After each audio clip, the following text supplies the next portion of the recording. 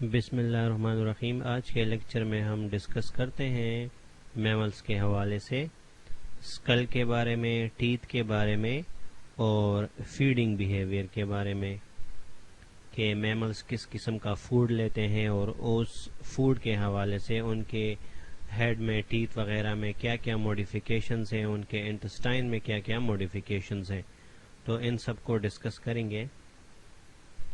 The skulls of mammals show important modifications۔ چونکہ scientist کا خیال یہ ہے کہ میملز ریپٹائلز سے اوریجنیٹ ہوئے ہیں، ایوالو ہوئے ہیں، تو ریپٹائلز اور میملز میں کچھ ڈفرینسز ہیں جو کہ میملز کی کیریکٹرسٹک اسٹڈی کرنے سے ہی سمجھ میں آ جاتی ہیں کہ ان میں اور ریپٹائلز میں کون کون سی ڈفرینسز ہیں۔ لیکن یہاں پہ انہوں نے ایک بات مینشن کی ہے کہ ریپٹائلز کا جو جا ہے، لوور جا، وہ اسکل کے ساتھ چھوٹے چھوٹے بونز کے ذریعے اٹیچ ہوتا ہے، جبکہ میملز میں جو جا ہے یہ ایک ہی بون ہے اور ڈائریکٹلی اسکل کے ساتھ اٹیچ ہوتا ہے۔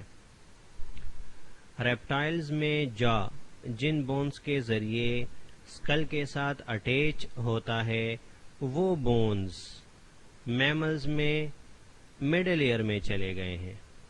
یہ بات بھی ذرا ذہن میں رکھیں کہ ریپٹائلز میں جا کے بونز میملز میں مڈل ایئر میں چلے گئے ہیں اور میملز میں جو لوور جا ہے وہ ایک ہی بون ہوتا ہے۔ اس کے علاوہ میملز میں ایک بون پایا جاتا ہے جس کو سیکنڈری پیلٹ کہا جاتا ہے۔ اس کو ابھی ڈائیگرام کے ساتھ بھی دیکھ لیتے ہیں، اور اس سیکنڈری پیلٹ سے پیچھے ایک سافٹ پیلٹ بھی ہوتا ہے جو کہ گوشت کا ایک ٹکڑا ہے۔ یہاں آپ ڈائیگرام میں دیکھ سکتے ہیں کہ یہاں یہ بون، اس کو ہارڈ پیلٹ لکھا گیا ہے، اور اس بون کے پیچھے جو فلیشی پارٹ ہے اس کو سافٹ پیلٹ کہا جاتا ہے۔ تو سافٹ پیلٹ اور ہارڈ پیلٹ دونوں کا کیا فائدہ ہے، اس کو ہم پہلے بھی ڈسکس کر چکے ہیں کہ ماؤتھ کیویٹی اور نیزل کیویٹی کو سیپریٹ کرنے کے لیے بیچ میں یہ پیلیٹل سسٹم پایا جاتا ہے۔ تو اس کا فائدہ یہ ہے کہ اگر یہ اینیمل خوراک لے رہا ہو، فوڈ کھا رہا ہو، تو اس کے ساتھ ساتھ سانس بھی لے سکتا ہے، لیکن جس دوران خوراک کو نگلنا چاہتا ہے، یہاں سے فیرنکس سے جب پاس ہوگا خوراک، اس کو سویلو کرے گا تو تھوڑے سے ٹائم کے لیے ایئر کا فلو بند ہو جائے گا۔ اس کو بھی ڈسکس کریں گے۔ تو میملز کے اسکل میں سیکنڈری پیلٹ پایا جاتا ہے جو کہ بون ہے، اور اس بون کے پیچھے گوشت کا ٹکڑا ہے جس کو سافٹ پیلٹ کہتے ہیں۔ with almost completely separate the nasal passages from the mouth cavity۔ اس کا ذکر بھی ہو چکا۔ Mammals chew their food۔ Mammals اپنی خوراک کو چبا چبا کر کھاتے ہیں، بنسبت بہت سارے ریپٹائلز کے اور برڈز کے جو کہ خوراک کو نہیں چباتے۔ breathing needs to stop only briefly during swallowing۔ چونکہ میملز میں ایئر اور فوڈ دونوں کے راستے الگ الگ ہیں، لیکن جیسے ہی فوڈ فیرنکس سے گزرتا ہے نیچے، تو تھوڑی ٹائم کے لیے، کچھ سیکنڈ کے، کچھ لمحے کے لیے بریدنگ سٹاپ ہو جاتی ہے۔ ریپٹائلز میں جس طرح کہ ہم نے پڑھا تھا کہ ریپٹائلز میں جو ماؤتھ کے ٹیتھ ہیں وہ سارے ایک ہی شیپ میں ہوتے ہیں، تو اس لیے ان ٹیتھ کو ہوموڈونٹ ٹیتھ کہا جاتا ہے کہ سارے ٹیتھ ایک جیسے شکل میں ہوں، ان کو ہوموڈونٹ ٹیتھ کہا جاتا ہے۔ جبکہ میملز کا ہم نے پہلے بھی ذکر کیا کہ میملز میں ٹیتھ اسپیشلائز ہو گئے ہیں، اور اسپیشلائز کا مطلب یہ ہے کہ ان میں ڈفرینٹ فنکشنز کے لیے ڈفرینٹ ٹیتھ پائے جاتے ہیں۔ تو ٹیتھ میں اتنی ویرائٹی کے ہونے کو ہیٹروڈونٹ کہا جاتا ہے۔ ان ٹیتھ کو ہیٹروڈونٹ کہتے ہیں جس میں ویرائٹی زیادہ ہو۔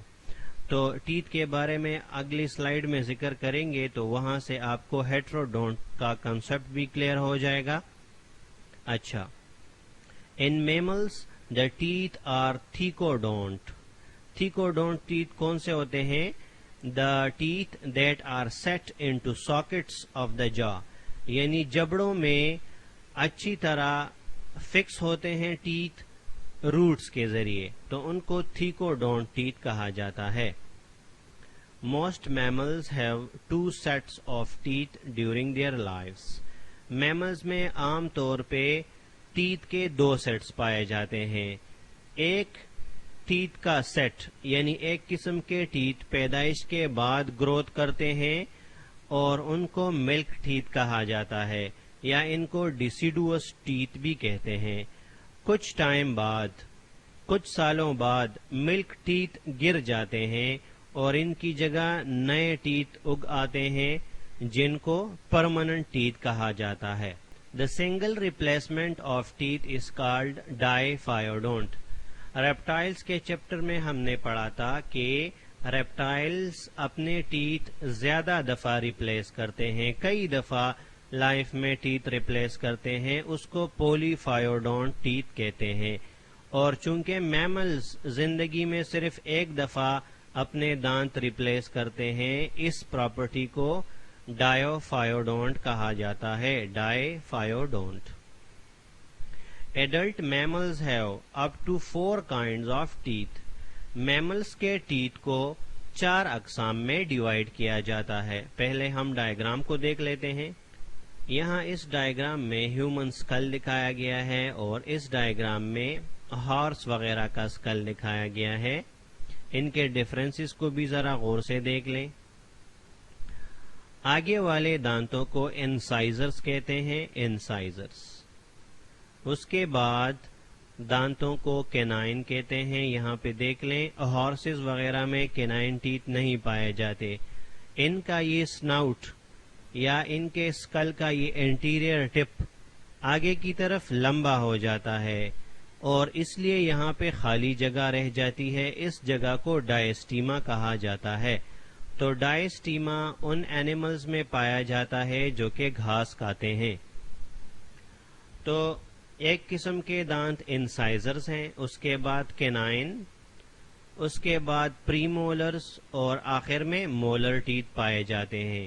یہاں پہ آپ دیکھ لیں ہارسز میں جو کہ گھاس کھاتے ہیں ان میں مولرز اور پری مولرز تو موجود ہیں لیکن کینائن ٹیتھ نہیں ہے۔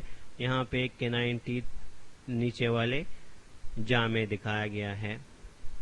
اس فگر کو غور سے دیکھ لیں، یہ کسی ریبٹ یا کسی ریٹ کا اسکل ہو سکتا ہے۔ ان آرگینزمز میں یہ خصوصیت ہوتی ہے کہ آگے والے انسائزرز انتہائی شارپ ہوتے ہیں، چیزل کی طرح۔ یہ انتہائی شارپ ہوتے ہیں جس سے یہ بہت ساری چیزوں کو کاٹ سکتے ہیں، اور یہاں پہ بھی ڈائسٹیما پایا جاتا ہے۔ یہاں کسی کارنیور کا اسکل دکھایا گیا ہے، اور کارنیور وہ اینیملز ہوتے ہیں جو گوشت کھاتے ہیں۔ تو گوشت خور اینیملز میں یہ کینائن ٹیتھ شکار کو پکڑنے کے لیے یا گوشت کو سپریٹ کرنے کے لیے ہوتے ہیں، تو کارنیورس اینیملز میں یہ کینائن ٹیتھ بہت ہی واضح موجود ہوتے ہیں۔ میملز میں 4 قسم کے ٹیتھ پائے جاتے ہیں جیسے کہ انسائزرز، کینائنز، پری مولرز اور مولرز۔ تو انسائزرز آگے کی طرف بالکل جبڑے کے اگلے یا انٹیریئر اینڈ پر ہوتے ہیں، اور یہ اکثر کچھ اینیملز میں انتہائی شارپ ہوتے ہیں چیزل کی طرح، جن کو نوئنگ ٹیتھ کہا جاتا ہے، اور اس کے ذریعے ہم پہلے خوراک کو یا گراس وغیرہ کو اینیمل سپریٹ کر لیتا ہے، انسائزرز کے ذریعے اس خوراک کو کاٹ لیتا ہے۔ کینائنز شارپ ہوتے ہیں، لمبے ہوتے ہیں، اور کارنیورس میملز میں پائے جاتے ہیں، گوشت خور میملز میں۔ ان کا فنکشن کیا ہے؟ ان کی تعداد بھی کم ہوتی ہے۔ اس کا فنکشن ہے شکار کو پکڑنا، اس کو کل کرنا یا اس کو چیڑ پاڑ دینا۔ کینائنز اینڈ انسائزرز ہیو سنگل روٹ۔ کینائنز اور انسائزرز کے دانتوں کی جڑیں صرف ایک ہوتی ہے، ایک جڑ ہوتی ہے ان دانتوں کی، کینائنز اور انسائزرز کی۔ پری مولرز اور مولرز چونکہ بڑے دانت ہیں، ان کی جڑیں 2-3 ہو سکتی ہیں۔ کینائن کے بعد میں آنے والے دانتوں کو پری مولرز اور آخر میں آنے والے دانتوں کو مولرز کہا جاتا ہے۔ پری مولرز چھوٹے ہوتے ہیں سائز میں اور مولرز کافی بڑے ہوتے ہیں سائز میں۔ ان کے اوپر والا سرفیس زیادہ تر فلیٹ ہوتا ہے جس میں اوپر اور نیچے بمپس بھی ہوتے ہیں تاکہ خوراک اس کے بیچ میں اچھی طرح پس سکے۔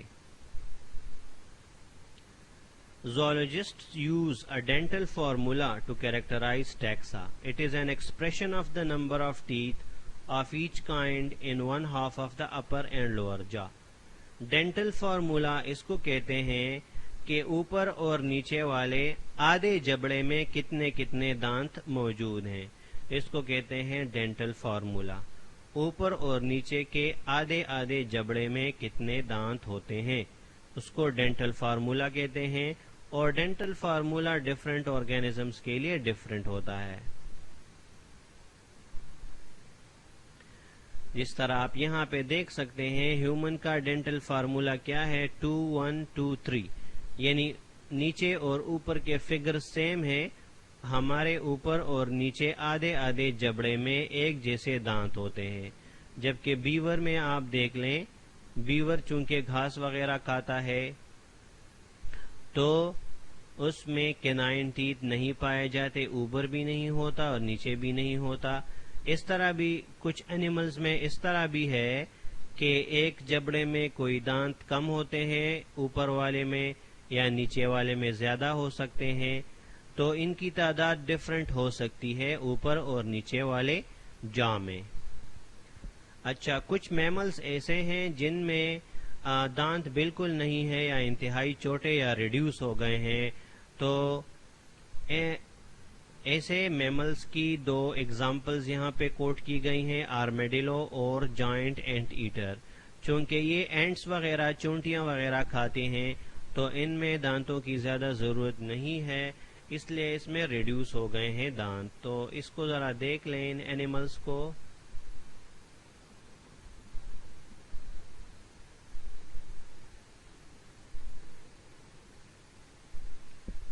یہاں پہ آپ دیکھ سکتے ہیں یہ رائٹ سائڈ پہ آرمیڈیلو ہے اور لیفٹ سائڈ پہ اینٹ ایٹر ہے۔ تو ان اینیملز میں یا ان میملز میں دانت بہت ہی ریڈیوس ہو گئے ہیں یا کم ہو گئے ہیں۔ کچھ میملز ایسے ہوتے ہیں جن کو اومنیورز کہا جاتا ہے، یعنی کہ وہ گھاس وغیرہ یا گوشت وغیرہ مختلف ٹائم پہ مختلف قسم کی فوڈ لے سکتے ہیں۔ اومنیور گروپ میں ہیومنز بھی شامل ہیں۔ تو اومنیورز میں اومنیور اینیملز یا میملز میں تقریباً سارے قسم کے دانت ہوتے ہیں، جیسے کہ آپ یہاں پہ دیکھ سکتے ہیں ہیومنز میں انسائزرز، کینائنز، پری مولرز اور مولرز ہر قسم کے دانت موجود ہیں، چونکہ یہ ہر قسم کا فوڈ لے سکتے ہیں، کھا سکتے ہیں۔ Mammals that eat plant material often have flat grinding posterior teeth. اس کا ذکر بھی ابھی ہم نے کیا کہ پری مولرز اور مولرز کی سرفیسز فلیٹ ہوتی ہیں جس کے بیچ میں خوراک اچھی طرح گرائنڈ ہو سکتا ہے۔ In rodents the incisors grow throughout life. تو ان کے آگے والے انسائزرز جو ہوتے ہیں، انسائزر ٹیتھ، یہ زیادہ گرو کرتے ہیں تھرو آؤٹ لائف۔ تو ان کو اپنے دانتوں کو کنٹرول میں رکھنے کے لیے مختلف چیزیں چبانی ہوتی ہیں تاکہ دانت تھوڑے تھوڑے سے گھس کر چھوٹے ہو جائیں، کیونکہ ان کی گروتھ مسلسل ہوتی رہتی ہے۔